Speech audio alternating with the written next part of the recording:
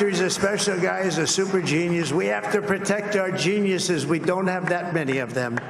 So you asked, are there any places that the vice president is overperforming Joe Biden in 2020? So we could show you that as well. We just bring that out here. Harris overperforming 2020. Holy smokes. There you go. So let this go away and see if there's anything on the east side there. Literally nothing? And so Mike Pompeo is the one who pressed Trump to keep those documents secret. And so it's like, what's crazy to me is not just that Pompeo did that. I think Pompeo is a really sinister person and a criminal. I think that because the facts suggest that.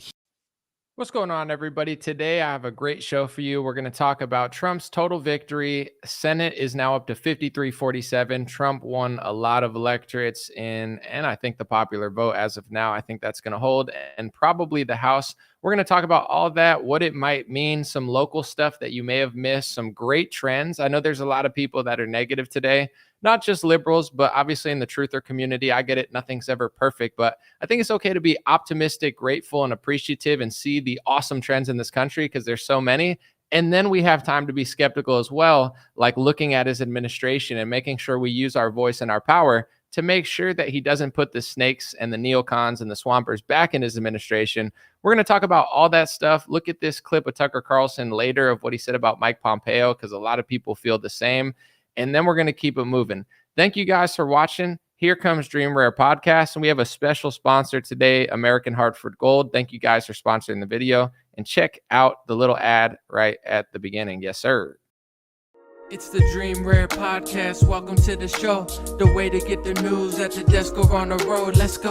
God is great and success in our control. The world is crazy, but we get better from obstacles. Yeah. Today's episode is sponsored by American Hartford Gold, the company I work with that will sell you gold and silver to protect your wealth and get it from a trustworthy source that you know will deliver. Literally. What's going on, everybody? So I just want to say, first off, as people are coming in, thanks to everybody who stood with me or watched it all during the election. For those who weren't there, we were live for 11 hours and 30 minutes. I don't know how many people were with me the whole time, but I sat in this chair and I told myself, I'm not going to sleep. Last time I went to sleep, all the stuff got weird and they started counting at night. So I was trying to hold out until it was official. We did it. It got up to 11 hours and 30 minutes. That's probably the longest live stream I've ever done. Hopefully it stays, and that is the longest live stream I ever do. I don't know if I have that in me, but that was really fun. I want to talk about a few things real quick, some local stuff that maybe you haven't seen, but in California, there was a guy in Los Angeles. His name was Gascon. He was a Soros-funded prosecutor. Every article I look at, it says it's Soros-funded, but when Republicans say that, Democrats call them anti-Semitic for some reason, but I think it's true. I mean, you could look it up. Yeah, his name was Gascon. He lost an election in Los Angeles. There was a crime measure on the ballot talking about the weird crime laws in California, and 70% of California voted against it. Donald Trump is making, I was looking at the map, he's at 40% in California. He's doing better than he did last election. Texas is widening. California's getting closer. It seems like New York's getting closer. He won almost every swing state besides Virginia so far, and Minnesota, if that even is a swing state. And it looks like for the first time in a long time that the country finally gets it a little bit. You know, I could say a lot of different things. I'm going to probably talk about a few things later, but I do want to talk about three things that I saw from liberals that's hilarious to me, because they're doing things that Republicans want them to do in a freak out. Like, I don't see too much of a freak out this time in the sense of them burning down stuff and freaking out that way. Maybe it's happened. I haven't seen it, but one thing I saw is liberal women on TikTok and Twitter. They're doing this new thing where they're like, oh, all the men and the Republicans and the guys voted against the women, so let's not have sex with them. That's their new little activism, is like, stop having promiscuous sex with men because they voted for Donald Trump instead of Kamala. And it's like, that's a double win for conservatives, because most conservatives are like, yeah, stop having sex with so many guys. Like, that's what they want you to do anyway. So I don't know what they're thinking, but for them to be like, our activism is to stop being so promiscuous and not having sex, it's like, cool, that's probably really good for you. You know, it's like, I'm not trying to act like I'm a saint or anything, but yeah, that's the right direction, I think. So is this how we win? We win elections and then they do what we wanted them to do anyway. It's not like a huge threat. Like, men all over the world are like, oh my gosh, like they're all going to stop having sex. It's like, first of all, not every woman feels that way because a lot voted for Trump also. But I just thought that was bizarre. It's like that's a triple win for conservatives. You're doing what they want you to do. Another one was Brian Stelter, our favorite couch potato or news potato. He tweeted that a lot of reporters that he knows might quit. And he said that, I think he called it like a brain something. I don't know. He thinks they're smarter than they are. But he's like, they don't have it in them to report on Trump for another 4 years. So he's reporting that a lot of liberal reporters are like maybe going to just stop reporting in the fake news because they're like, I can't deal with another 4 years of Trump.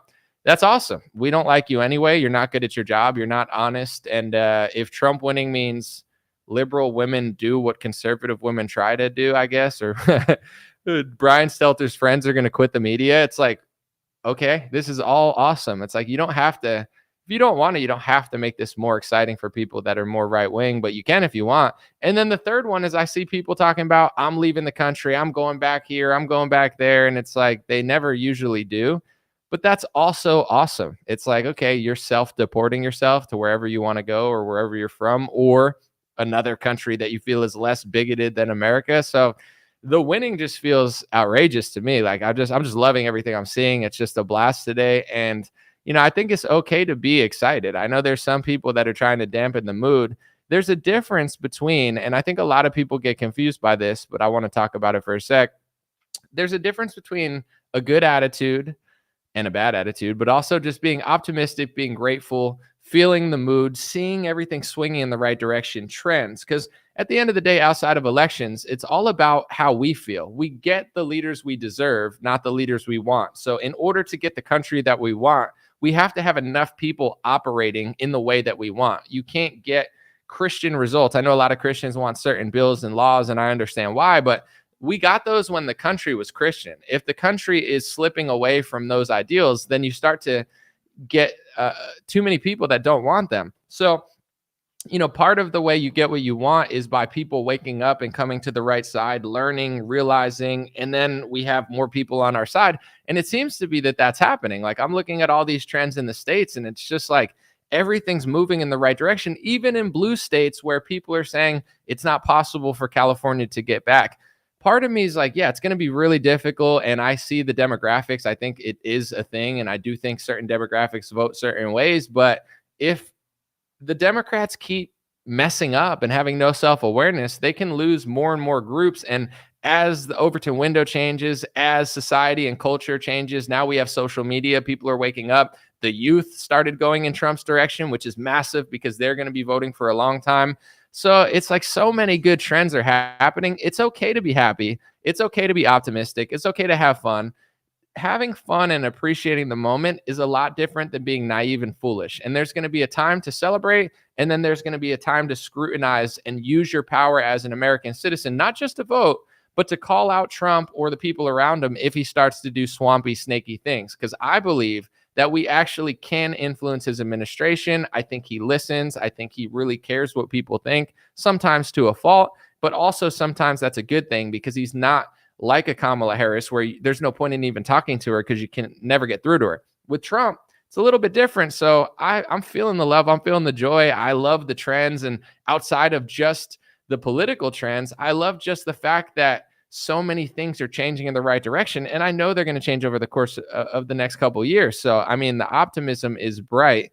And I see some people being negative, obviously on the left, I get it. But on the right, it's like, for me, I'm very critical and I pick and choose the times to be critical of Trump because I think it was the right thing to do. And I still am going to be when it's the right time. But, I have a good attitude and I'm a very positive person in my regular life. And I feel like some people, they're not that way. Like they're just always negative and mad and they're mad that I'm happy. And it's like, I don't know who you thought I was or whatever, but I voted in 2018. I voted in 2020 and I voted in 2024. And in 2020, I voted for Trump. I called him out, but around election time, I thought he was the better option and I voted for him then. And then after the election, when he's out of office and it's primary season and he's doing all these, interviews and I don't like what he's saying, then I'm doing my job as well. So there's always a time and a place for everything. But that's my first message of the day is I know some people on both sides are going to try to dampen our fun.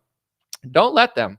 Not only did the votes go in the right direction, in my view, but the vibe is going in the right direction. The Overton window is going in the right direction. The mentality is going in the right direction. And that's a beautiful thing because that's going to shift everything. So a lot of wins going on locally, federally. Trends are fantastic. And, there's a few things that we could talk about, but I wanted to get into perhaps like who he's going to choose. I just saw he chose Susie Wiles as the chief of staff.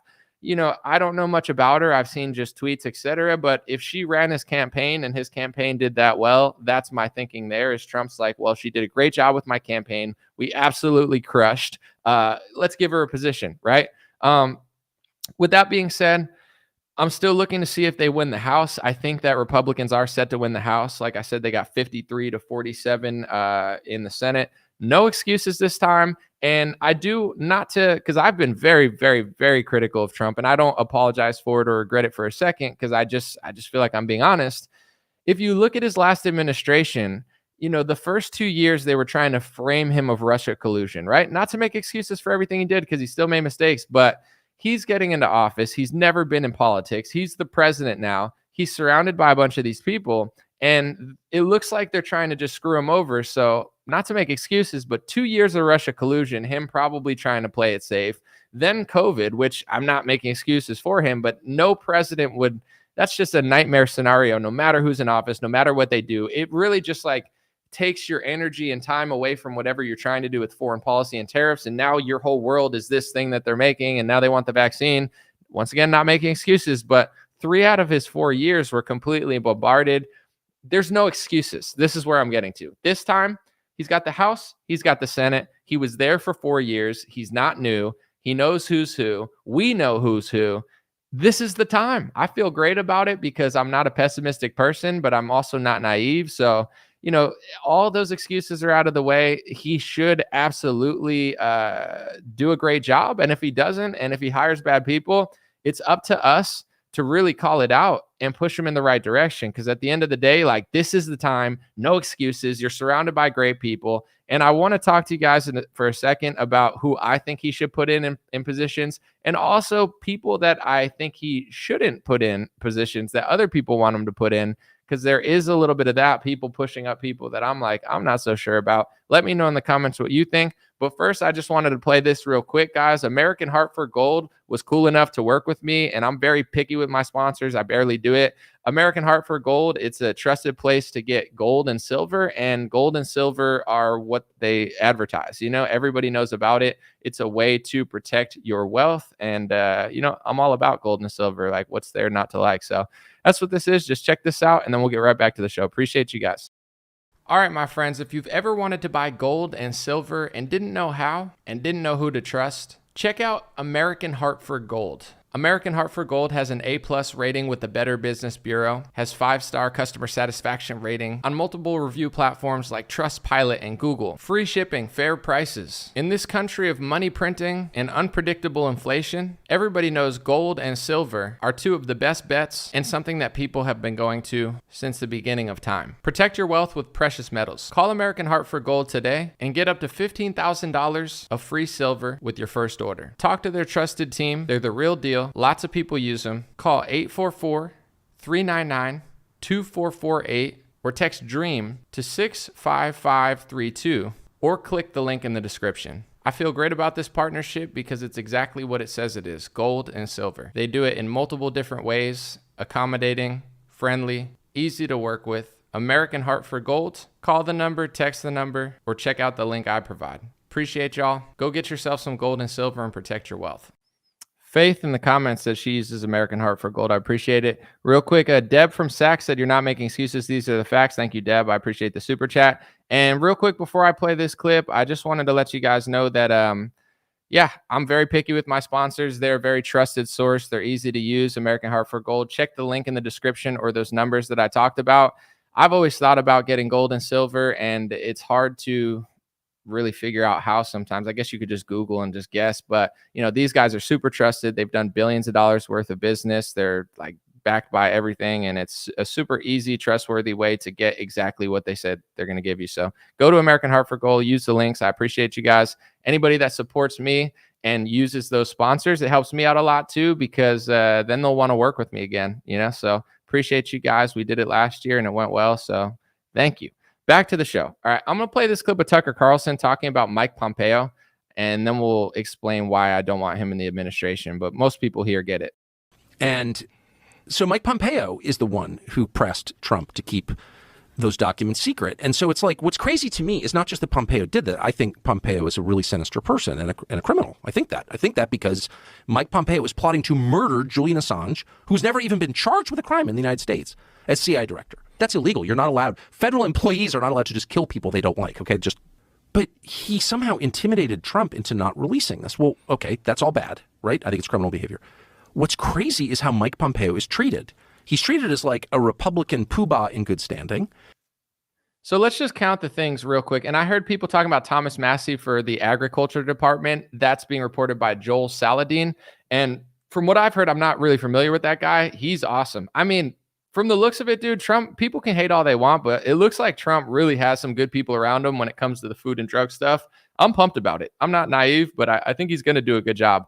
When it comes to Pompeo, let's just go over some of the things that Tucker Carlson talked about, because this is going to be the big battle for the Trump administration. And if you want to feel powerless, that's on you. I do believe Trump listens. I do know that he does have his ear to the street. He does like to be popular, and he does have good instinct for the most part. So use your voice if you agree with me, Tucker Carlson, pretty much everybody in Trump's, like the real Trump supporters that really like him on social media.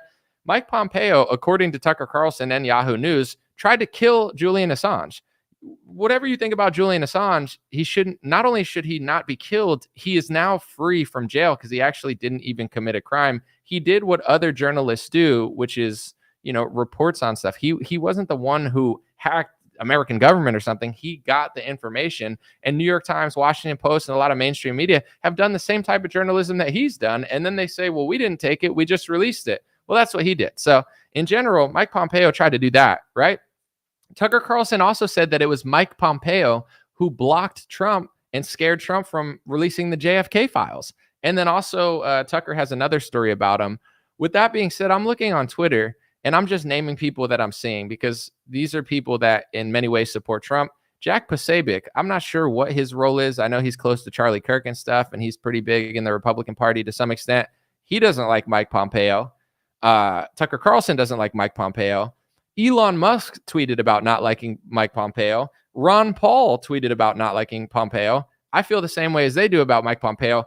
All of Trump's biggest supporters and people around him do not like or trust Mike Pompeo, yet he was the Secretary of State for 4 years. So this is the big question for me. I'm going to talk about some other positions later.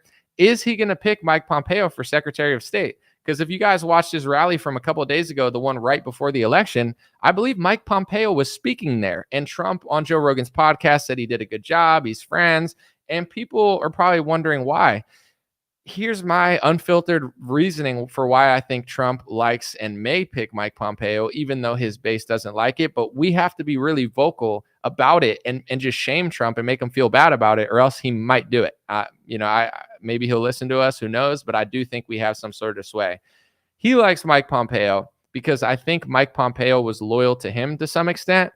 But really, he wasn't that loyal to him because during some of Trump's, when they raided Mar-a-Lago with that whole raid thing, Mike Pompeo went on the news and was like, yeah, Trump shouldn't have done this and that and blah, blah, blah. Like, I'm not saying he doesn't have a right to his opinion, but the loyalty aspect of it, you could say that he was super loyal to Trump.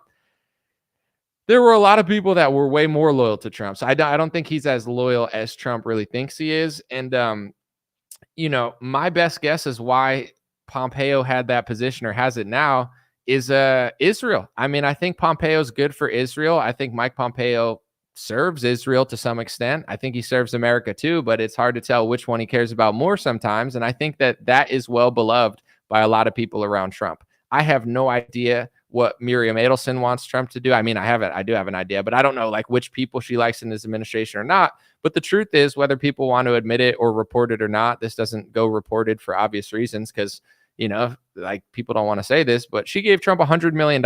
And essentially, if you read reports and news, including Israeli news, she wants Trump to do things for Israel. So, I would guess that she probably likes Mike Pompeo a little bit. I'm not 100% sure, but Trump is going to be in this world now. And this is why I think it's important for people to be vocal, is like he has a lot of people telling him to do a lot of stuff, but the ones who gave him $100 million are probably going to get more pull than people who didn't give him any money. So nobody seems to like Mike Pompeo except for Donald Trump. And I'm not 100% sure why, because he doesn't even seem that loyal to Donald Trump.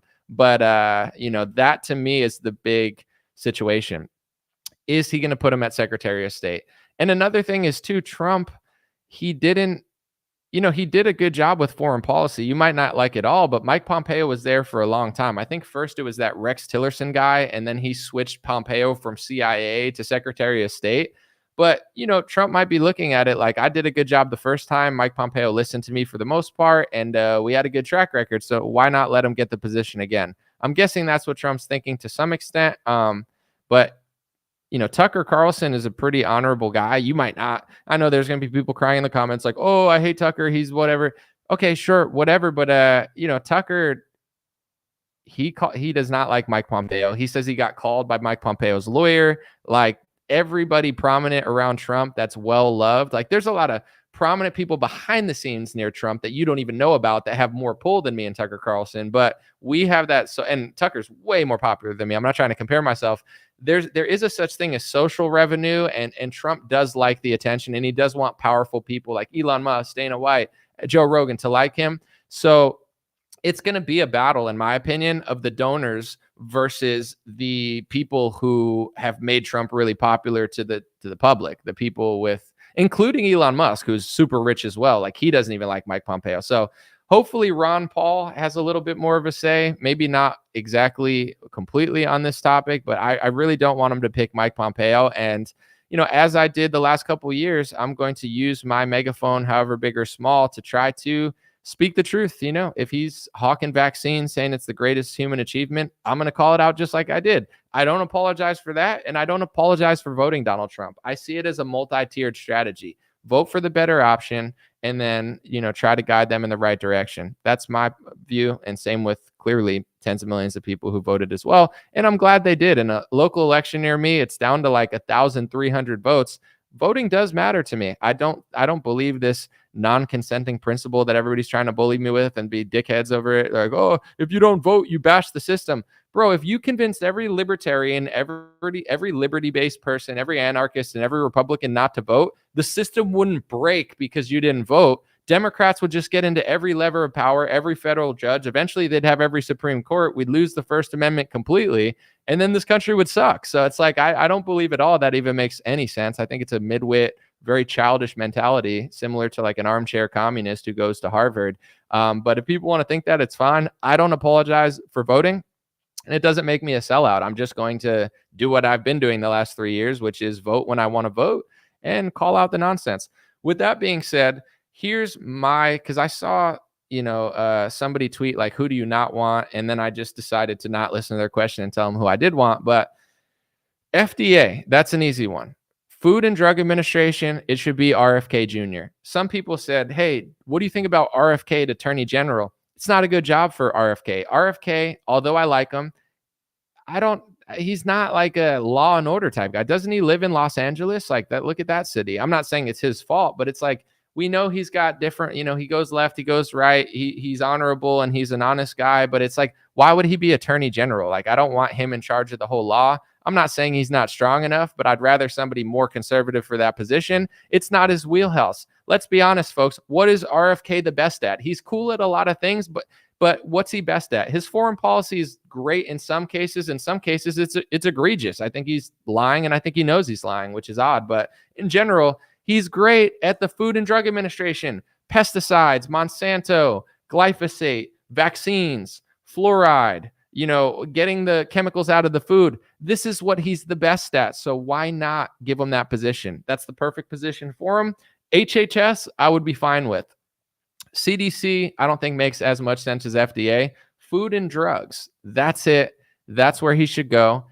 And this is my message to Donald Trump. and to everybody who supports him that's going to get mad at me, last time he hired Scott Gottlieb for FDA. Scott Gottlieb ran right to Pfizer, and that wasn't a surprise. Like, Trump didn't know. When Trump picked him, you can go Google Scott Gottlieb for FDA.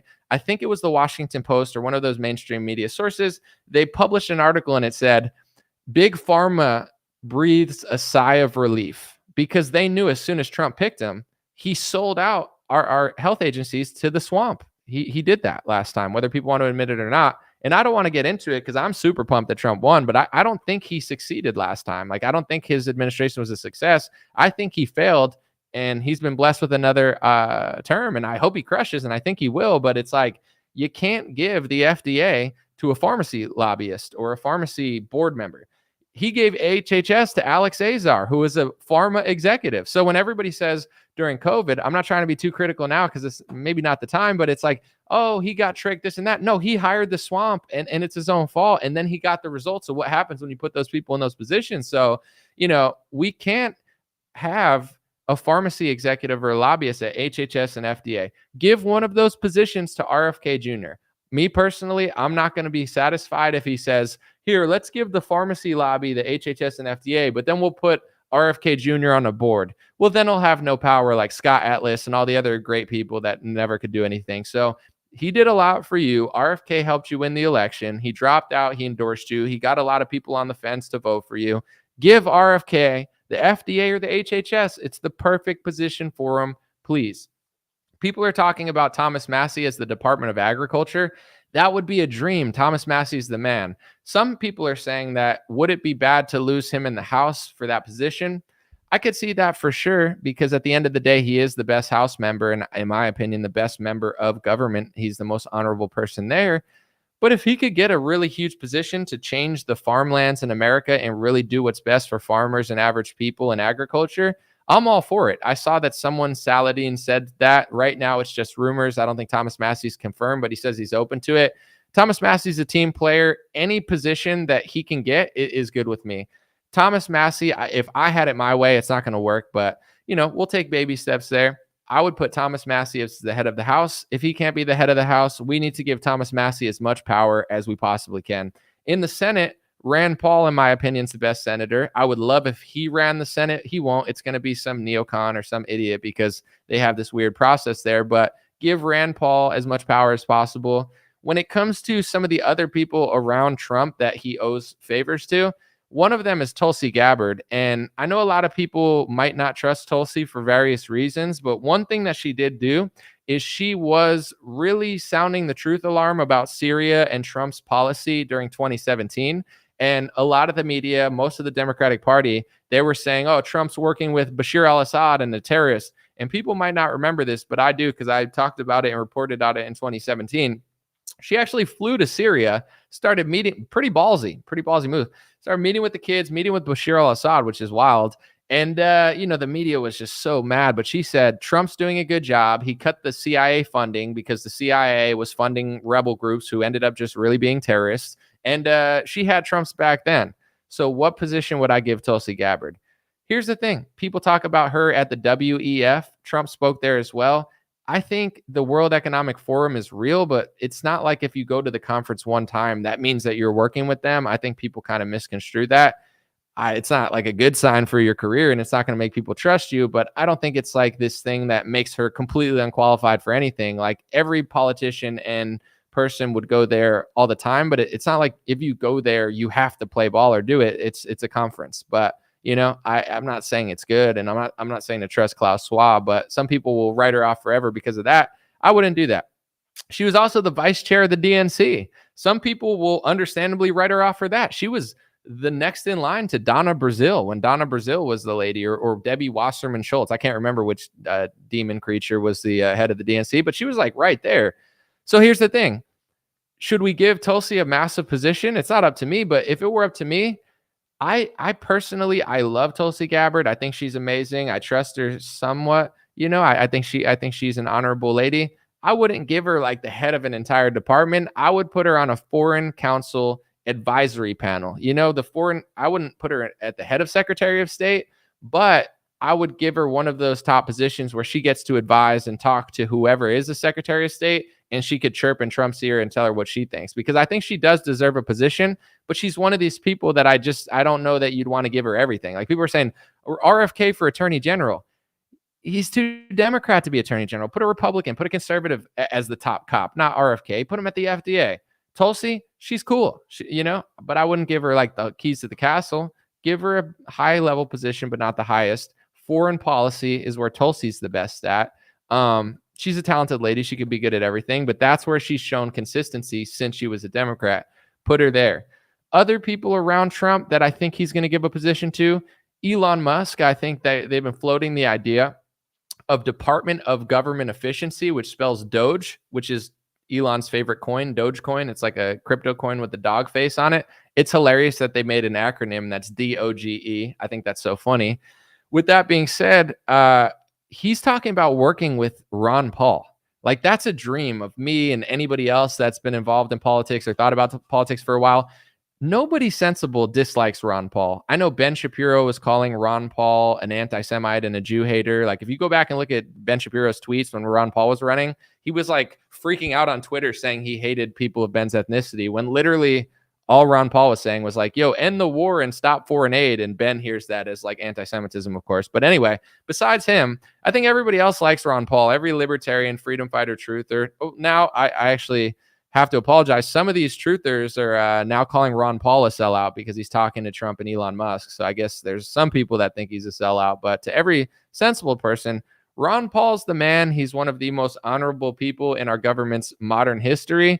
And for 30 years, everybody seemed to ignore him. But now that we have real energy and real thinkers and real intelligent people in positions of power that are willing to actually talk on social media and not just keep their money and do weird stuff like some of the Democrats do, Ron Paul's being floated in to the administration. So I think Elon seems super smart. Obviously, I understand there's going to be people who say, well, Elon has ulterior motives as well, because he does get subsidies from the government in some cases. SpaceX works with the government. Tesla gets subsidies sometimes, but I think the Democrats took him away because he started speaking too much truth.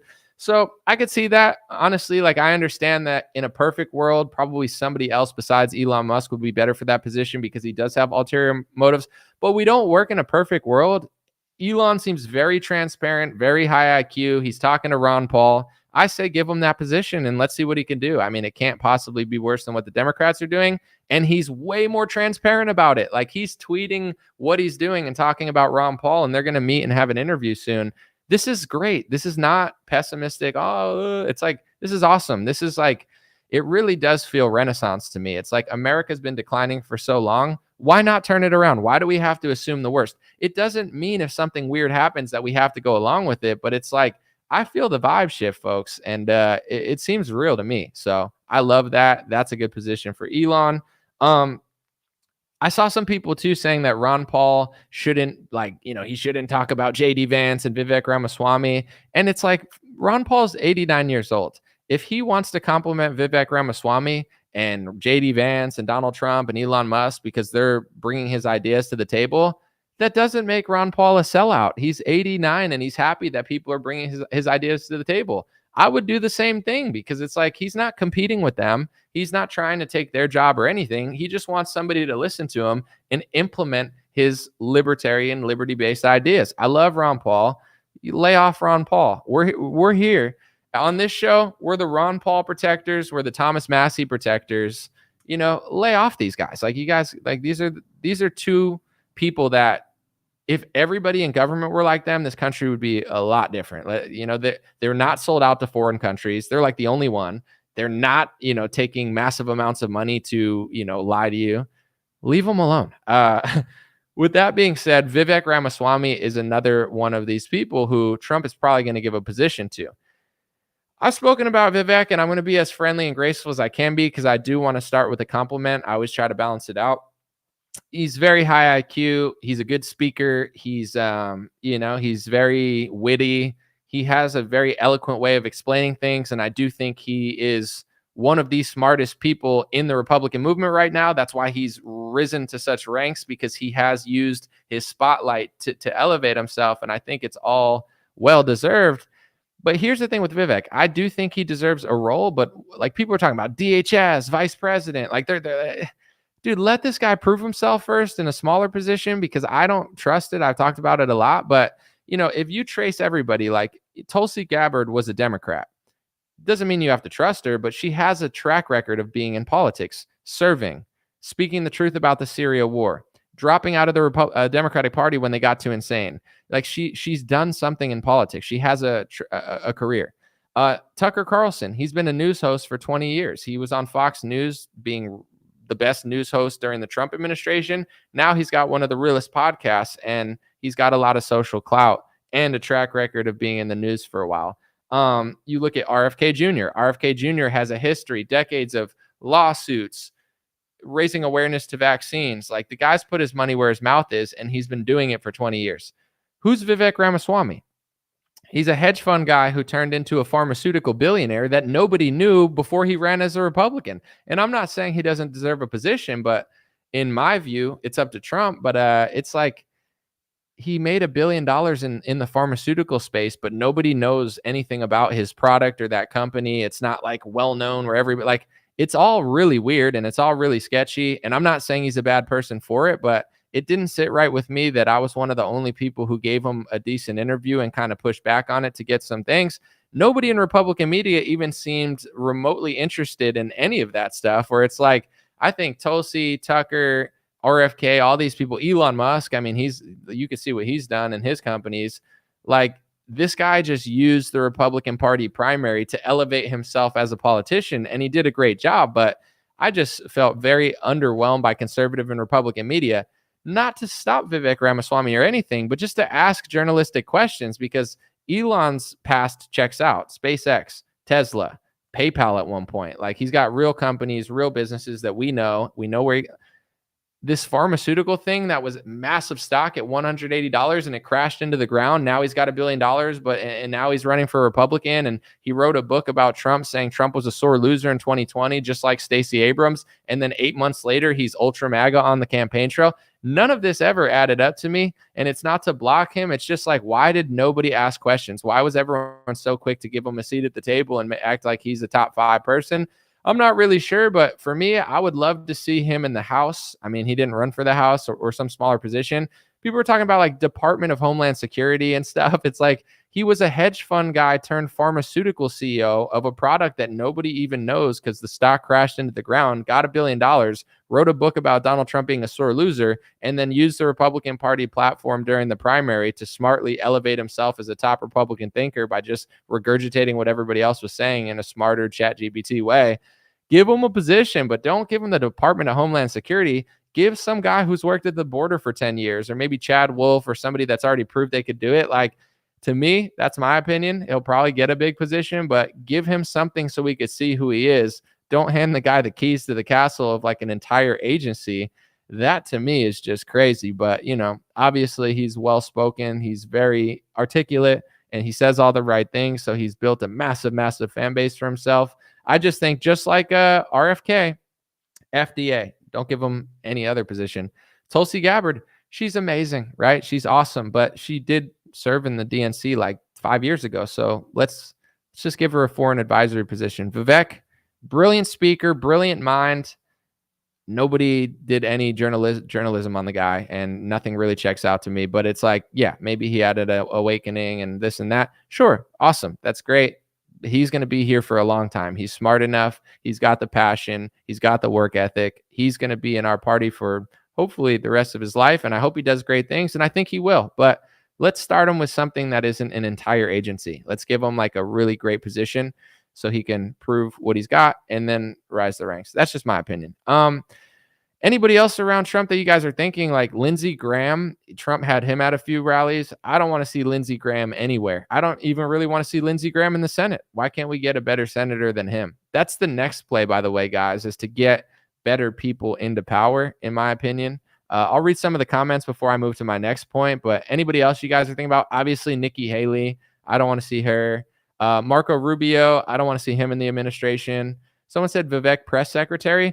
I'd be fine with that. Press secretary would be he'd be great at that. Kayleigh McEnany should get that job again, maybe. Maybe Trump doesn't like her anymore, but if he was that, that's a perfect position because he's a great speaker and he's great at like, regurgitating stuff and like saying what Trump's saying in a smarter, more articulate way. Like he's really, and this is not like a sub diss or anything. Like the way he talks about stuff, I'm like that. He's got it. He's saying it smarter than everybody else. So I would love to see him at press secretary because the press secretary literally just says what the president's thinking in a smarter way or a different way. So they're not allowed to be themselves. They're supposed to be someone else. That's actually the perfect position for him, I think, in my opinion.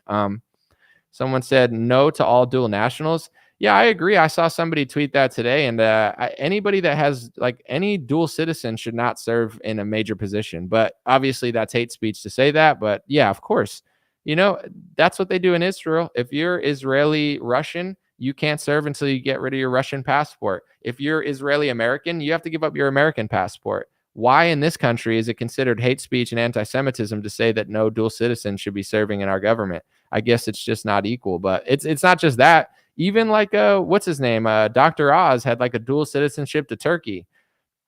Oh, I like Dr. Oz, but that was a little weird. And he didn't seem that passionate about running. So it's like, why are you even like, no dual citizens from any country. I think that's a very fair, honorable rule.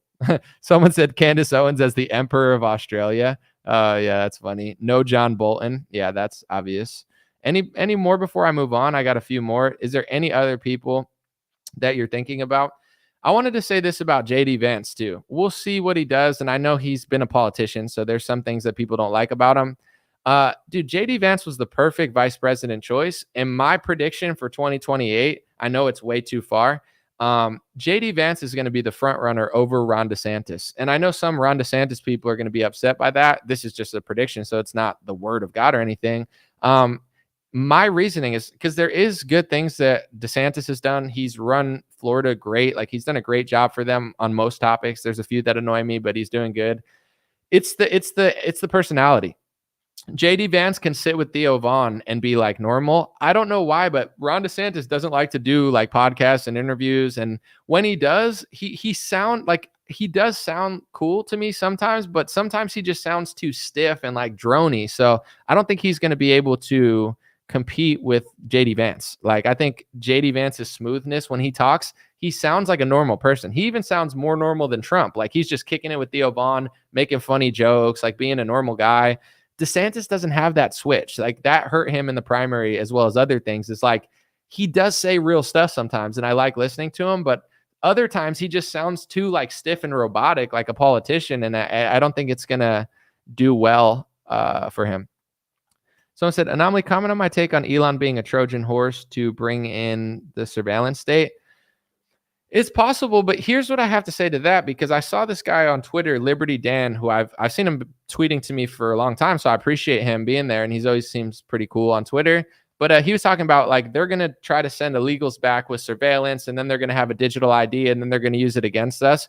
It's possible, but they already have all our stuff. Like with cell phones, they have our IDs, they have our face, they have everything. They know where you're at. They have your IP address. I'm not trying to scare people, but it's like they already have that now. So it's like they don't need to usher in a surveillance state. They already have a surveillance state. We're already living in a V for Vendetta world, and they've already been weaponizing it against certain Americans, and they've already, been weaponizing politics against certain Americans. So it's not to make an excuse for it, but this idea that they need to give us a digital ID to spy on us, they already have a digital ID on us. It's set. So it's like they don't need to do that to get rid of illegals, and then now we're going to have a new system. They already have everything on everybody, like so much, and it's an issue, I think, in the digital world, but I just don't see it as like they need to do something in order to they already have it. You got a cell phone, they got it. You got a credit card, they got it. They're tracking you. They know where you're at. They know what you look like. They can facial scan you at any point. They can, it's been that way for so long. So the only way we're going to get rid of that is to go backwards. I don't think there's that much more they could do to get it. But of course, they could weaponize what they have against us. With that being said, let's try to see any more. Someone said, when you pledge to become a citizen, you pledge allegiance to America and give up allegiance to any other countries. You talking about dual citizens? Absolutely. But, there's a lot of dual citizens working in government right now. But if you notice, they'll say it's hate speech. So What do I think of Brian Hook that Donald Trump just selected to his transition team? I'm not sure, but I would also say the transition team doesn't really mean that much. I mean, I guess it's picking the people, but he's going to have a lot of people in his orbit. Here's what I'll tell you before I move on to my next talking point. Then we could get back to this. Secretary of State, that's a big deal. FDA, HHS, that's a big deal. Those type of federal chair of the Treasury, like that. These are huge deals. All these other little, like he's the transition, like that doesn't really mean much. Of course, they're going to influence him to some extent, but the big ones are the ones that you see on TV. Department of Homeland Security, that's massive. The CIA, massive. FBI, massive. CIA, FBI. What's the other one? The digital one that Edward Snowden snitched on, and then they kicked him out of the country. You guys got it. So it's like, though, to me, I'm not too concerned with little positions. But we'll see. I don't think he's going to do 100% good picks. I don't even think it's going to come close. We'd be lucky for 50, but use your voice and your activism to some extent to let him know. That's all I'm saying. Yeah, you guys got it. I wanted to talk about the election this time as well as the 2020 election, because there's a lot of this talk on Twitter, and I think I have a unique position on it, and I don't want to be a unique person. Like, I'm not doing this just to be snarky and different. I'm really not trying, but everyone I see talking about it, I feel like they're not being honest. So that's why I'm here to say what I'm about to say, and I'll look at the comments in a second. Thank you guys. I appreciate it, but I just want to focus for this and stare at the camera and not look like I'm being like, see, sometimes I do that and it looks weird, but I'm like managing and directing my show. I got things to click and stuff. So that's why my eye contact is bad and I'm reading comments. I want to be real clear with what I'm about to say. Because I think everybody's lying about it, and I don't know what the point is. I'll start by saying this. 2020, I do not think the election was fair. I do think they cheated to some extent, and I do think that there was funny business. No question. I mean, let's just start with the obvious, and then we could get to the more difficult. There should be voter ID in every state. They shouldn't send mass mail-in ballots to everybody who doesn't ask for it like they did in a bunch of states, especially during COVID. They still do it in some states. They should count in one night like Florida does. If Florida can do it with 10 million people, Ron DeSantis runs that state great. How come Arizona can't do it? How come Pennsylvania couldn't do it last time? You understand what I'm saying? So the obvious is these elections are not 100% fair. There should be voter ID in every state, and they should count within one night. And if they can't count within a night, they got to change the way they're doing elections to count within a night, because there's no logistical excuse for Florida to count 100% or 98% of the votes in the time that Arizona doesn't do anything. And then they count 50%, and then it freezes for 3 days, and then they get to 75%. There's no excuse. So anytime you do that, everybody has a right to think you're cheating, even if they're exaggerating, because Arizona, people are going to talk about that. Even though I don't agree with what some people are saying, I know why they're saying it, because that state is run abysmally when it comes to elections. So they have every right to think all these things. And if you want them to not think this and Kerry Lake that, fix the elections and count the votes in one night, and then nobody can say anything, right? But until you do that, everyone's going to say everything, because clearly you're doing something wrong. So that's the obvious one. Voter ID, count in one night. This country's a joke until that happens. With that being said, everybody's saying, and this talking point, it's bothering me so much, because I'm like, how could you guys be so dumb? I'm not saying Democrats didn't cheat at all. I'm not saying they didn't drop off any ballots. But what I am saying is everyone's going, how in the world did Biden get 20 million more votes? How did you get 20 more million votes? How did Trump get more votes last time? He's more popular this time. He's got Elon Musk on his side. He's got RFK on his side. Mainstream celebrities are endorsing him. I've never seen so much. As somebody that went out and risked everything in 2017 to say that Trump wasn't that bad, I've watched the evolution. And some people who were before me who voted for Trump in 2016, you've seen the evolution. It's never been so popular to like Trump as it is now. In 2020, still nobody was saying anything. Everybody was being soft. So how did Trump get less votes? The answer is simple. And this is not saying they didn't cheat, but this is called honesty. And nobody wants to do it on the right. When you lock people in your house, when you make air travel essentially illegal out of the country, it's not completely illegal, but it's extremely hard to do, to go to other countries. You can't go to concerts in most states. Like, the entire country was under lockdown. So that means 50 million people that would have been working were out of their job still. when the election was coming. 50 million people that would have been doing fun stuff in other states or traveling or seeing their family, they were scared. They were locked down. They weren't doing anything. So it's not rocket science, and it's obvious. It's like there was a lockdown. The lockdown was the cheating. And this is my problem with people that are like, oh, it's like, it's not crazy to get more votes when everyone's locked down. We might never get that many votes again. And it's not like Trump didn't get as many votes this year as he did last year, even though he's more popular. It's not rocket science. There's no lockdown. If there was a lockdown and I couldn't go anywhere and my family didn't want to see me and no events were open and my job was basically non-existent besides, this computer and like going to Sturgis for that one event because South Dakota was open, or there's more votes. And then what they did is they used COVID as an excuse in multiple states to send mass mail-in ballots to everybody's house. Think about the difference of 50 million Americans who are like, voters that probably just don't give a shit. Now they're home. Now they can't do anything. Now they can't go to the gym. Now they can't go to the bar. Now they can't travel to Canada for their show. They're a DJ, this or that. They're sitting at home and they're on social media. And every day they're talking about George Floyd, and every day they're talking about register. And then they tell you, hey, check your mail. We sent you a ballot, even though you didn't even ask for one.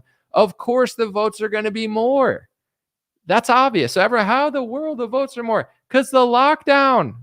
Be honest about that. And then we could talk about the fraud. And then we could talk about the chances that they just dumped a bunch of ballots in the night, which is obviously possible, especially when it jerks up that high.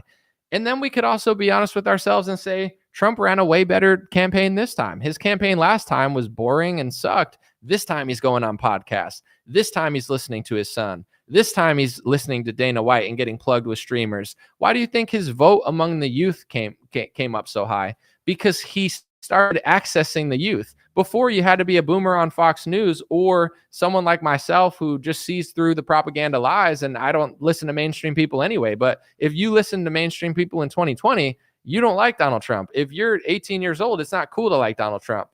I'm not saying I did it because I'm far from the most important person, but it's like we, and you as well, we made it cool. You know what I'm saying? Slowly but surely, we made it cool to like Donald Trump. We made it cool to interview Donald Trump. We made it cool for him to go on Aiden Ross. And that's the help of Dana White, who plugged him with that, and the Nelk Boys, et cetera. So it's like slowly but surely, the culture was shifted by everybody involved to get him in these places. And that's why he won the youth. So we don't want to become the boy who cried wolf and say everything's cheated and everything's rigged, because then we don't fix anything and we don't fix the country. Voter ID, they should be able to count within 24 hours maximum. But with that being said, it's like I see people saying they're trying to cheat Carrie Lake today.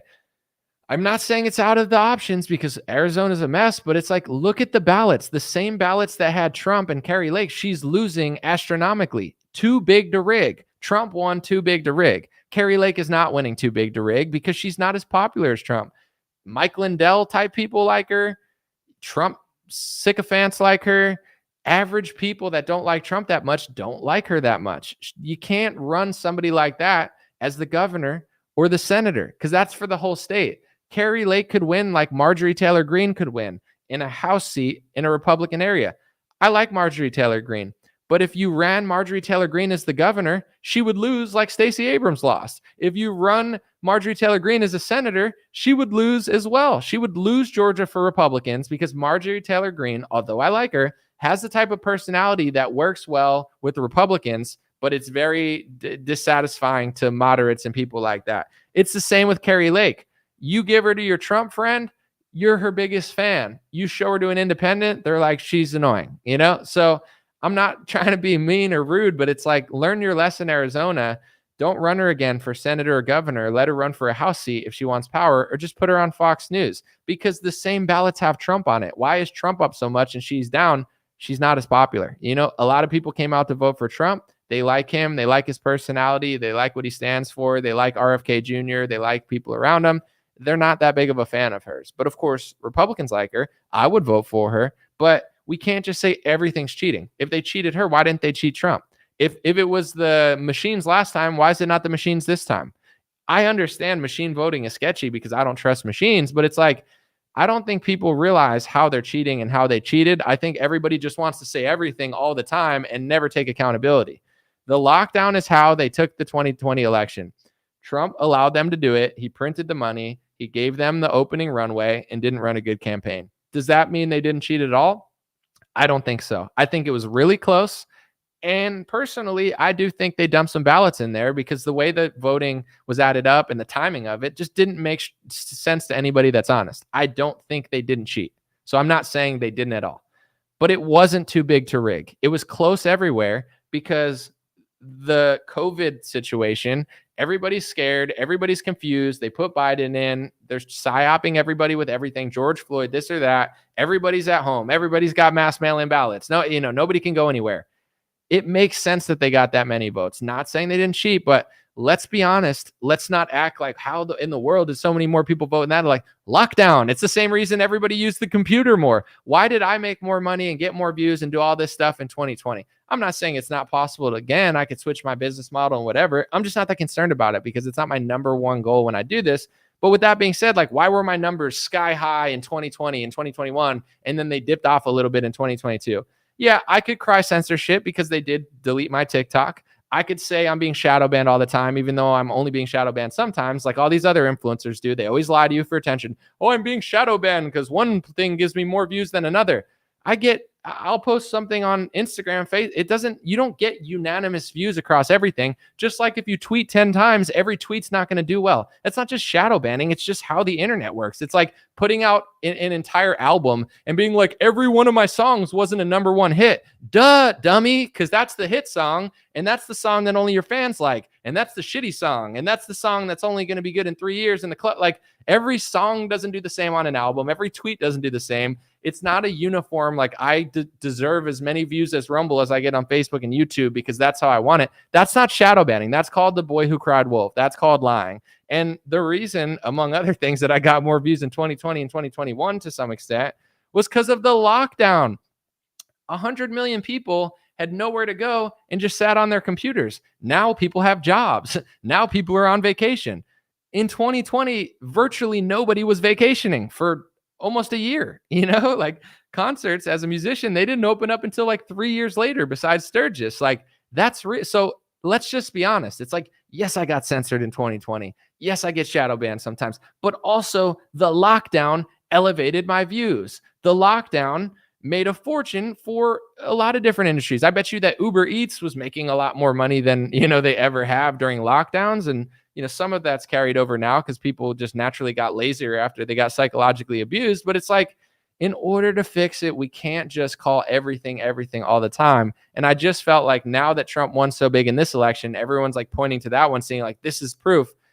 If the country were locked down right now, the same way it was in 2020, there would probably be 10 to 20 million more votes that would go to both candidates. Trump might still win because he ran a better campaign this time, and maybe it would be harder for them to cheat or something. But at the end of the day, it's like, that's the truth. I don't care how many people agree with me. I don't care how many people can't fathom that or can't think of that. That's the reality of it. And when it comes to the Kari Lake Trump thing, Trump's ahead, Kari Lake's behind on the same ballots. She's not a good candidate for senator. She's not a good candidate for governor. She's a good candidate for Fox News or a House position. The same way Marjorie Taylor Greene is in the House. She would not win a governorship or a senatorship unless things drastically change in that state and it gets a little further away. That's my little spiel about that because I just saw a lot of that on social media. Let me know what you guys think. I want to read a few comments. Someone said, Anomaly, you're double talking in case Trump doesn't do good. Well, no, it's just the reality of the situation. Like, let me explain it again for those who are willing to listen. I wouldn't say expectations, but it's like, I can't control what Trump does. I could sit here and tell you, I'm 100% faithful to Mr. Trump. It's like, I'm not 100%. Like, Trump lost my trust in many ways last time, and it's up to him to earn it back. And I hope he does. I'm wishing for the best. I'm optimistic, but you can't say I'm double speaking because I would be lying if I just said, I am 100%. I trust God 100%. I trust my family. I don't 100% trust Trump. I don't. It's not 100%. So I think things are looking good, but at the same time, I know the game that he's playing. I know the donors that are swarming him. I just told you, I think he's going to pick some bad people. I've never once said that he's going to pick 100% of a good cabinet. He's not. He's going to pick some shitty people, and it's going to take people calling it out. With that being said, I do think he's going to do a better job this time. I do think on day one, he's going to do a lot of things that Biden and Harris screwed up and make differences for this country. That's why I voted for him. That's why I'm rooting for him. But it's not doublespeak. It's like people don't understand this dynamic where it's like either you have to be completely obsessed with them and never think about anything, or you just have to hate on them all the time and be a pessimist and just cry on Twitter and tell yourself you're the best truther in the world because you're just complaining all the time. It's like, I'm neither. I pick and choose my spots of what to say and when, and I mean everything I say. It's like, I'm not him, so I can't guarantee success. Like, he could pick 80% of the swamp and then we could all be disappointed. But it's like, things are looking good to some extent, but I'm not dumb. He's going to pick some bad people, and we need to point it out. We can't have Trump supporters ignoring everything and then, truthers just being like, blah, blah, blah, blah, blah, like just talking in circles about nothing. Like, that's how we get nothing. If we all come together and say no to that person and elevate other people, maybe we can influence the cabinet for better. Fadista with the $5 super chat says, did they allow Trump to win because Harris was too awful? There's a lot of angles to it. I appreciate the comment because I could go through all the angles because I can't really tell you what truly happened. And anybody that is 100% certain and doesn't really know, they're just guessing and acting overconfident. There's a lot of options. Let me go through them. On one hand, Trump won. Too many people like him, and they wanted Kamala, but they couldn't get her in. It's possible. Personally, I don't even know if Kamala Harris wanted to win. Look at how she talks. Look how happy Biden is. Dude, Biden's almost 1,000 years old. I know he's not that much older than Trump, but he looks like it. He can't do 4 more years. And Kamala Harris is not a good speaker. She's not a good politician. Look at Trump on stage. He's comfortable. He's confident. He's having fun. He enjoys himself. Kamala Harris looks nervous the whole time. Did she even really want to win? I think there's a huge relief because, like, imagine if she were president for 4 years. I don't think she could have done it. Joe Biden had no chance. So it's like, on one hand, I think there were certain people who wanted her to win, and there were certain people who wanted Trump to win. And this is just the reality that people don't understand picking sides as well. There are some mega donors who want Trump to win. People like Bill Ackman, people like Miriam Adelson. Why did they want Trump to win over Kamala? Because they want him to do things for Israel. It's not anti-Semitism. It's the reality of how American politics works. They want him to do more for Israel, and they felt like, Kamala wasn't doing stuff for Israel. Peter Thiel wants Donald Trump to win. There's people on both sides. Obviously, George Soros doesn't want Trump to win. So, it depends who you're talking about, but it's not so black and white as everyone thinks, where like everyone doesn't want Trump to win because Elon Musk wants Trump to win. It was a power battle for sure, but Trump did have enough systemic support on his side where it's believable that they're not going to be able to just take it from him, because Trump does have some of the what you would call the establishment on his side. Some would say that these are the good guys. Others would say they're not the good guys, and it's just a circus. Valid points to both. We'll see how it plays out. With that being said, did they want Trump to win? I think some people did. I think that people that are pro-Israel, and you're not supposed to say this, but they have incredible amounts of power in banking and media and pretty much everything. But you can't say that because, of course, that's one of the anti-Semitism rules that Trump and DeSantis are passing for their donors. But it's also true. So I guess hate speech is true, depending who hears it. It's like you saying a man has a penis, a woman has a vagina. It's hate speech, but it's also true. But in general, it's like, so this idea that Trump has no power behind him is not real. So I think some people wanted him to win. Some people wanted him to lose. And at the end of the day, too, I believe at the end of the day that you don't have to forgive people, but I do think that people change, right? Even elites can have a change of heart. And I'm not saying you have to like all of them or trust all of them, but I think 8 years ago, Jeff Bezos doesn't like Donald Trump. Jeff Bezos hates Donald Trump. Since he started doing TRT, getting jacked, hanging out with some lady with big boobies and going to Coachella, I think he's having more fun. And I think he realizes Trump is more fun and he's a better option. Like, I think Mark Zuckerberg was instrumental in destroying the country with a lot of his rigging and the people he hired. And I'm not asking you to trust him, but I do think once he started working out and once he started doing jujitsu, I do think that he's not your best friend or anything, but he's like, yeah, Trump's not that bad. I think he likes Trump. I think Mark Zuckerberg hangs out with MMA fighters who like Trump. And I think that so many people are not as rabidly against him as they used to. I think they're just like, some do it for foreign policy, like I just mentioned, but others, it's like they're not working as hard against Trump as they used to, because it's like, what are we doing here? Like, I know I met somebody in my personal life where, to me, it seems crazy to not realize what's going on until 2020. But I met someone who said, I was a Democrat. Like, I didn't realize Trump wasn't that bad until 2020. It took me seeing a YouTuber, and then I realized that she was right and that Trump is not that bad. So everybody wakes up at different times. Like, you could say that that's foolish or naive, but I do, I think at the end of the day, you should judge people by their behavior and their fruits, and you should be skeptical and just make good decisions. But I'm not somebody that just holds a grudge forever. Like, I think God forgives. So I think people need to forgive if people are worthy of forgiveness. If they're not, then don't. But at the end of the day, like, I don't live in this world where it's like everybody hates Trump forever. And dude, I know so many people that woke up in 2016. I know so many people that woke up in 2018. I've met a bunch of people that woke up in 2020. I have Bernie Sanders friends that voted for Trump this time, but they didn't vote for Trump in 2020. For me, it seems crazy, but the culture is shifting.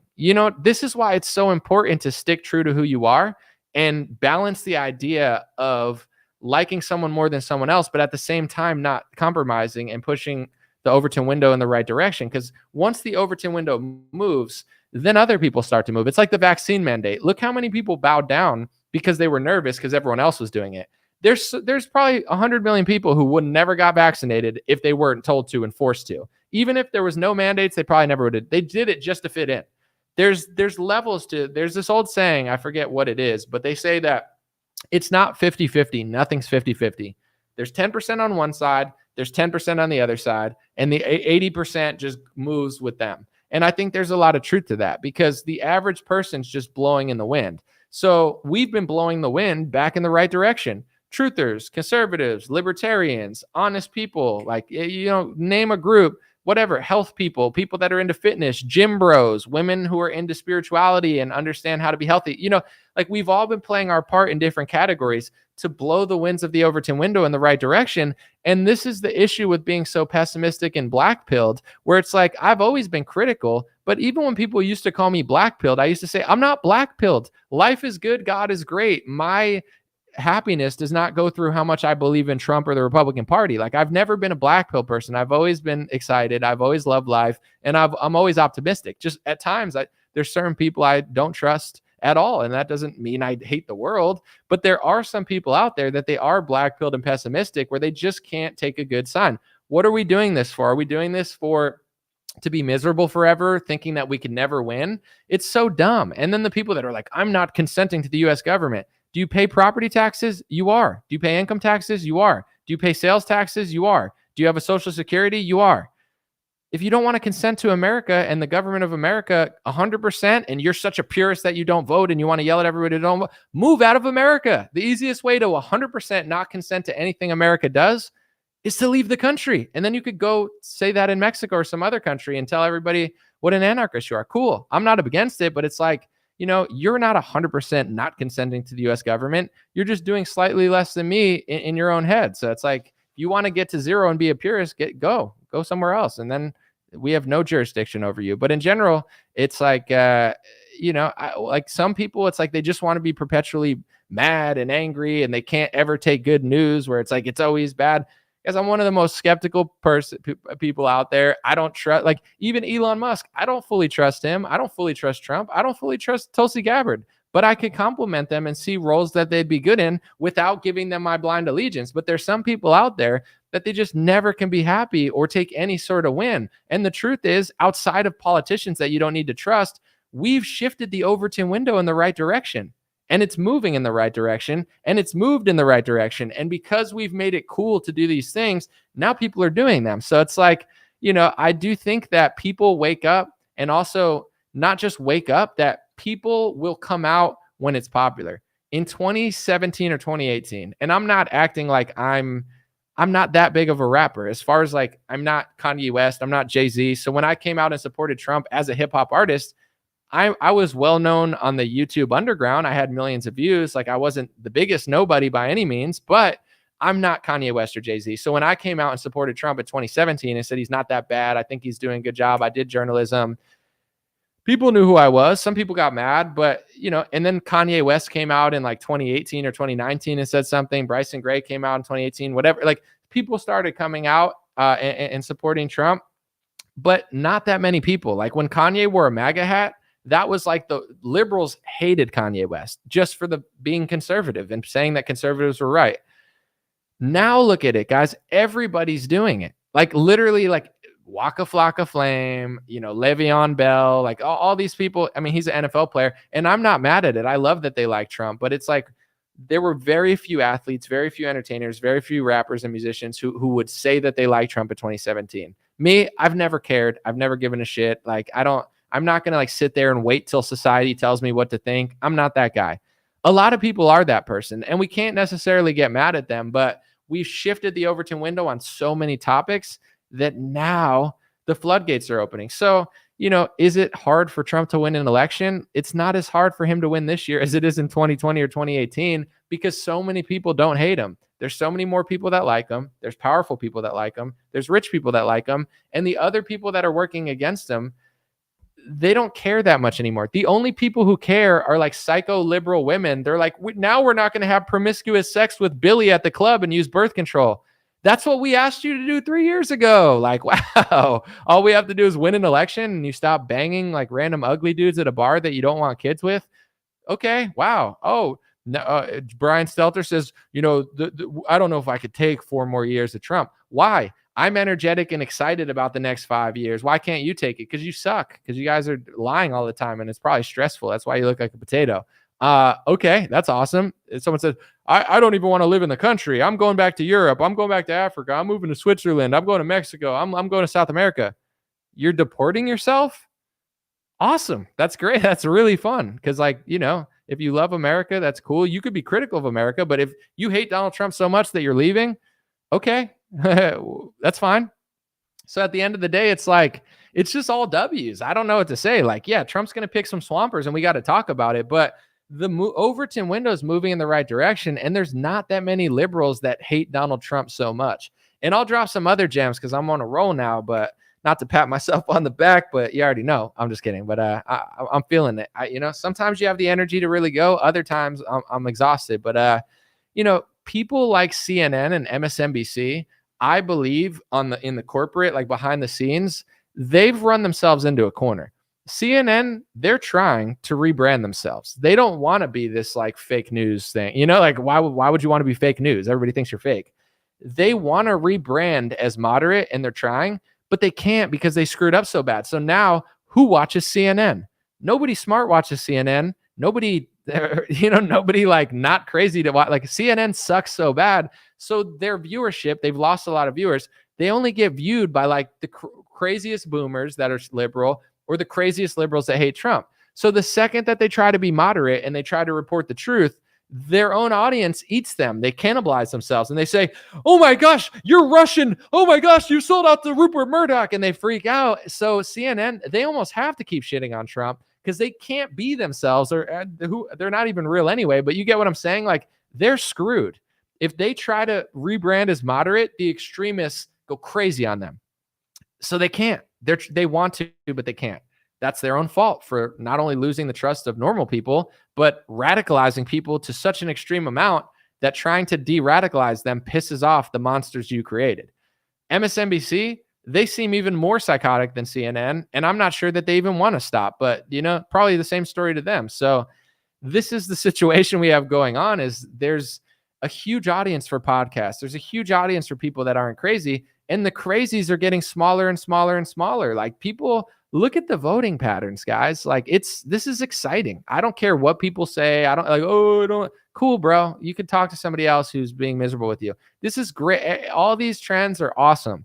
This is exciting to see, even because, a lot of people say that demographics are destiny. And in some cases they are. It will change the culture. It will change voting patterns. There are things that are going to change, but everything comes and goes. Like even like Rome and this, like nothing stays the same. You have this, you have that. Russia used to be super communist and now they're more nationalist and now the communists hate them. Like, things can change very fast. So even with all of these patterns that people see thinking like that will never shift, it definitely could though. Cause for me, it's like the youth is so important, right? That's what they always say. Like, these are the people that are going to be consumers for decades. They had a drastic shift towards Trump. Trump actually won the youth in certain areas, like 18 to 25. That's really bad for the people that are trying to brainwash the youth. Once they lose the youth, that's the future generations. And once they lose certain ethnicities to some extent, like, Hispanics will have an easier, and I'm not trying to piss people off, but I mean, I don't care. I'm just giving like a warning. When I talk about race, everybody cries all the time, but the Hispanic population will shift more than the black population. Like, black men voted for Trump more, but not at astronomical amounts. In some places, it's like 80% to 20%, which is not like 80% liberal. Black women have stayed the same. It's like 90-10 or 91-9. But like, black men did vote for Trump more this time than last time, but they're a smaller voting block, and also they move less quickly. Like, it's gonna be very difficult to get more than 50% of black men to vote for Trump. Like, I'm not saying it's impossible, but it's gonna move a lot slower than Hispanics. Like, Hispanics, like, I don't know. I think this, I don't know if he got 50% or more, but I think next election it's going to go the same. Like, I don't think that voting block is as stuck, because if you go to these countries that are Hispanic, they're not liberal. It's only like a phenomenon in America. They come here, they get brainwashed by Telemundo and these other networks, and then they're like thinking all these things. But once you snap out of that mindset, it's so powerful. Whether you're black, Hispanic, white, Asian, Jewish, whatever. Like, once you snap out of the mindset that they want you to have, that they control you with, it's so freeing, because you're like, holy crap, not only was I wrong about everything, but they were making me into a bad person that affects my life. You listen to any life coach, Gary Vee, Tony Robbins, anybody inspirational, David Goggins, get up, run 1,000 miles, bash your head against the wall. No, you listen to any of these people, and what's the common goal? Don't play the victim. Don't do great things. Make no excuses. Why? Because that's how you succeed. It doesn't matter if you're from the ghetto, and it doesn't matter if you're from the suburb. Someone from the ghetto can make $100 million, and someone from the suburbs can die of fentanyl overdose because they took daddy's money and did too many drugs. Yes, it's probably better to be born rich statistically. I'm not saying it isn't, but are you a statistic? Am I a statistic? Do I just want to be another statistic in my race? Do you? No, nobody wants to do that. You want to live a happy, prosperous life and be great and have fun and at least enjoy yourself and do something. So every successful person that's trying to wire your brain to help you crush in business or sports or anything, they tell you not to play the victim and not to make excuses. And then you go to the Democratic Party's platform. What's their platform? Make excuses, be the victim. They're brainwashing people to hate themselves. And it's working on white kids, and it's working on the black community and Hispanics. And, but certain races get stuck in that mindset more and others break out more. But anybody that gets stuck in that mindset, regardless of who you are, it destroys you. It destroys your health. It destroys your chances of success. Now, whatever statistic you had, it's less. You know what I'm saying? You have this chance of succeeding. Now you have this chance of succeeding. Doesn't matter who you are. Wherever you were, whatever the baseline was, it's less now because you believe the liberal Democrat mindset. So it's deeper than even just left and right. It's like when Trump wins, Bitcoin goes up, the stocks go up. That's because Trump's actually he says he's going to do stuff for Bitcoin. Stocks, Trump's better at the economy as long as he doesn't lock the country down with his farmer friends. Outside of that, he's better for the economy. Trump's also better for the news media, left wing and right wing. When Kamala does something, who cares? She sucks. Like, there's nothing there. There's nothing even to say because she's never going to change. It's not a big deal. Trump is like the main character on earth. Like, everybody's like, I'm player one. I'm the main player. If Earth had a main character, it's Donald Trump. Whether you hate him or love him, he's the main character on planet Earth right now. Everything becomes a bigger deal. But that's not even a bad thing. It's also a good thing because when Trump does something stupid, we can call it out. When Trump does something wrong and hires the wrong person, we can call it out. When Kamala hires the wrong person, it's just who she is. She hires all the wrong people and she's unapologetic and she's not even pretending to do the right thing. So it's like Trump is way more transparent. He's way more accessible. Like, he's the president. I wanted him to win and I'm not ashamed of it. I voted for him. I feel great about it. And I want Republicans to sweep, but the work is not over. But he's just good for the country too. Like, when he's there, now it's like, oh, okay, let's go. It's not that I give up during a Kamala administration, but Kamala and Biden, they're just like a dark cloud over everything. They're not good in any way. They started a war with Ukraine and Russia, or, funded Ukraine after Russia invaded, or whatever they want to say, even though they pretend like they're more progressive and they want a two-state solution, and they really care about Gaza. Look at the war, ask people in Gaza, and it's really, really sad what people are going on there. And to be honest, I'm sorry if this offends my audience. I'm disgusted by how some Republicans talk about that, because you guys are getting brainwashed and tricked on that topic too. And you don't even know the type of carnage and women and children you're killing. It's disgraceful. It's disgusting. It's disturbing. And I wish you guys would break out of this Fox News programming, because it's disgusting. And it's just bad karma to say some of the things you guys are saying. But in general, it's like, ask the people of Gaza. That's why, if you look at, this is another statistic I forgot to bring up. If you look at Dearborn, Michigan, where a lot of Muslims live, probably that's like one of the biggest Muslim enclaves in America. They voted for Rashid Tlaib by like 30 points, right? She's the progressive Palestinian lady who's pro-Palestine. But they voted for Donald Trump over Kamala. And then there's people on Twitter saying, "Oh, they rigged it. They rigged it for, last time." No, you don't understand. These people are voting for Gaza. They're voting to end the war, what they would consider a genocide. That's why Rashida Tlaib won by 30 points, but they voted for Donald Trump. It's not cheating. It's not confusing. They know that it's better to roll the dice with Donald Trump. Yes, Donald Trump is a Zionist. Yes, he has Zionist donors. But guess what? Even with all of that, and even though he did all the things he did, Gaza was a lot better when Trump was there. All these fake Chuck Schumers and Anthony Blinkens, and we want a two-state solution. That's what your mouth says. Your mouth says that. But in reality, tens of thousands of women and children have been slaughtered in Gaza when you were president, not when Trump was president. Gaza was not perfect, but it sure as shit wasn't what it is now. So even Muslims want Donald Trump to win. And there's people online that are like, "Oh, Anomaly, you sold out to the Zionists because you like Trump." Both parties are Zionists, but the Democrats pretend not to be. They are just as much as Trump. And somehow wars break out when they're in power. And somehow the Ukraine stuff started when they were in power. And somehow tens of thousands of kids in Gaza are getting killed. So if tens of thousands of women and children are getting killed in Gaza right now, how would me not voting and letting Kamala win do any good? It's not going to stop them. Trump is the guy, bro. He's the guy. He's not the best. He's not perfect. He's not our hero. He's our president. He should be our president. He will be our president. He's the rightful one. He's the one who makes me excited. A Republican sweep is just better for everything. Supreme Court, Republicans are better. Federal judges, Republicans are better. Local politics, Republicans are better. They're better. Not perfect, not great. Not that they're not corrupt in some ways, but this is exciting times. We can double task. We can call out the nonsense, but some of the purists or who think they're purists on social media, it's like, you think you saved the world, but all these people that actually even care about Gaza more, they voted for Trump and voted for Rashida Tlaib, because they're voting on a war, and even they want Trump in office because there's a chance with Trump. With Kamala, there's no dice roll. Take the dice, throw it out the window. You're getting nothing. The country sucks. There's a dark cloud over the country. With Trump, Christians are excited. Israelis are excited. Palestinians are excited. I'm sure they're not super excited, but in America, the Palestinians like Trump. The Christians like Trump. Hispanics are starting to like Trump. Everybody gets it. He's the better option. You know what I'm saying? This could be a great time for unity. It's not like everything's going to be perfect and we're all going to hold hands, but it's like, this is the right path. This is exciting.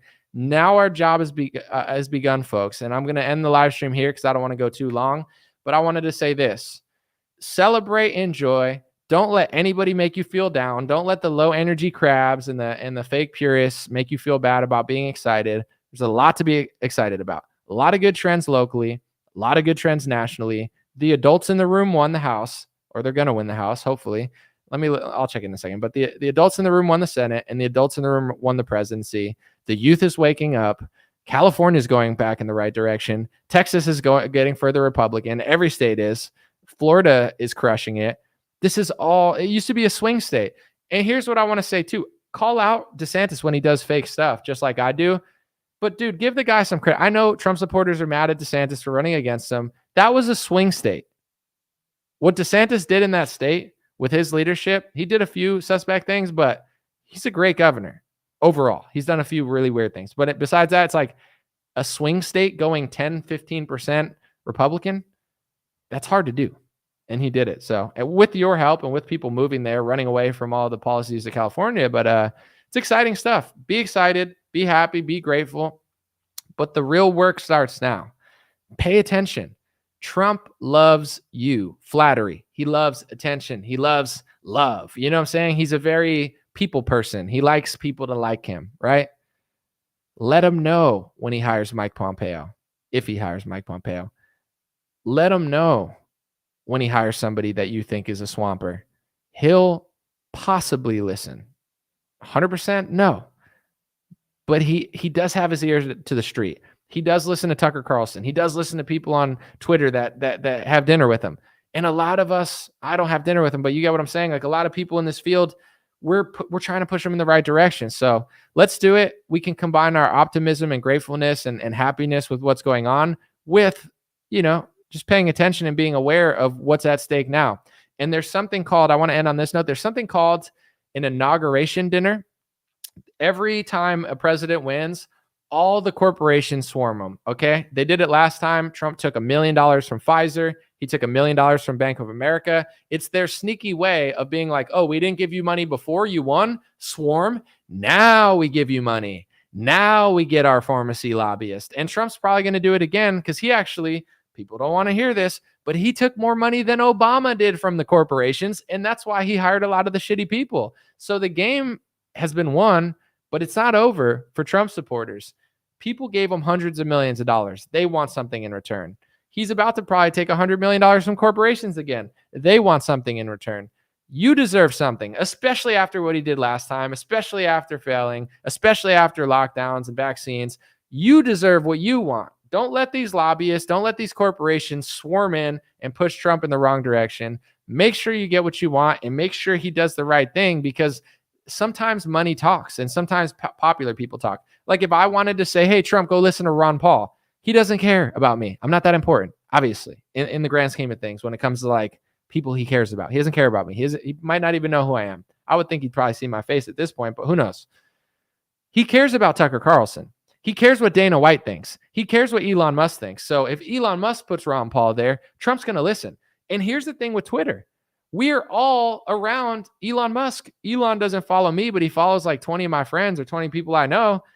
We're in this together, folks.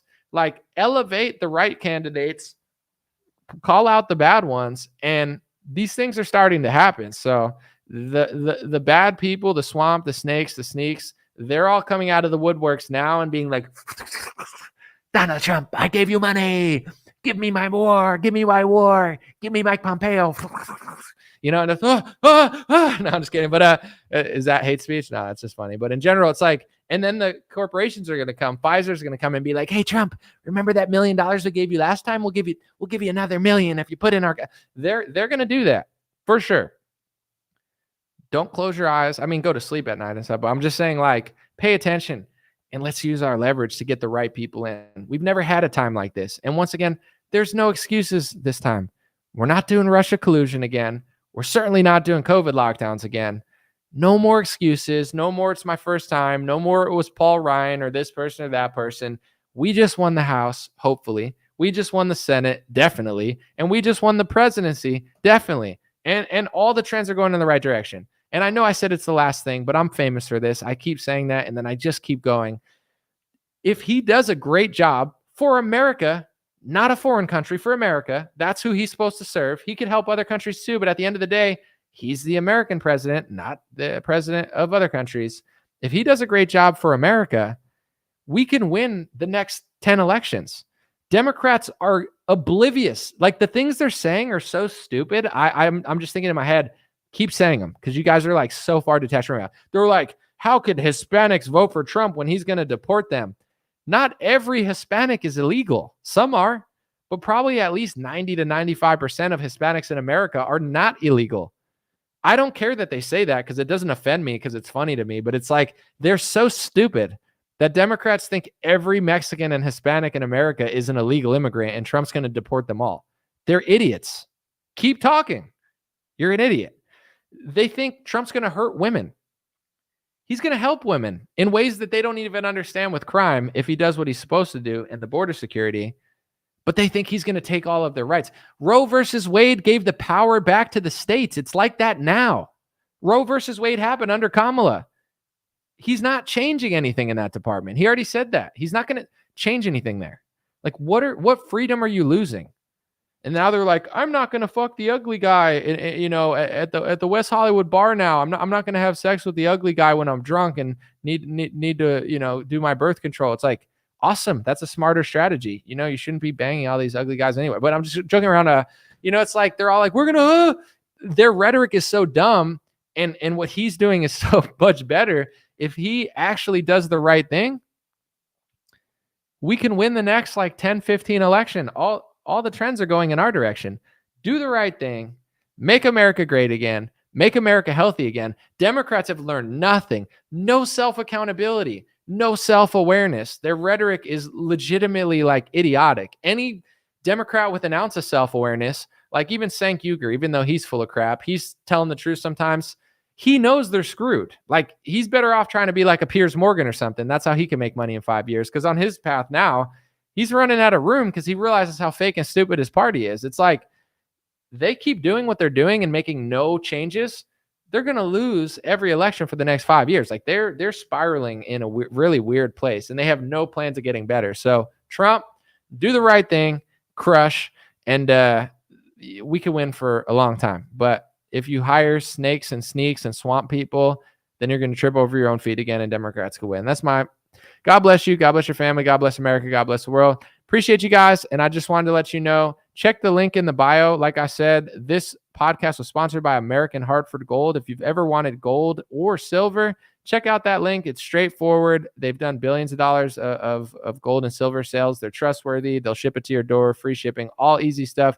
Check out the number to call, number to text, or the link. It's that simple. And like I said, I'm very picky with sponsors, and I don't really go looking for them, or, I don't know. I just don't care as much as most people. And I'm way more if I don't like what they're doing, I'm just not going to do it regardless of what they're offering. So, if this does well, of course, they're going to want to work with me more. So if you've ever wanted gold or silver, this could be a great time to do it. It'd be a WW for both of us. And I appreciate you guys for listening. Maybe I'll do a long stream again sometime. That was fun the other day. Not that long, but maybe a couple hours. And I'll be back later this week. Thank you guys so much for being here. God bless you. And I had a great time. Enjoy yourself. Enjoy the win.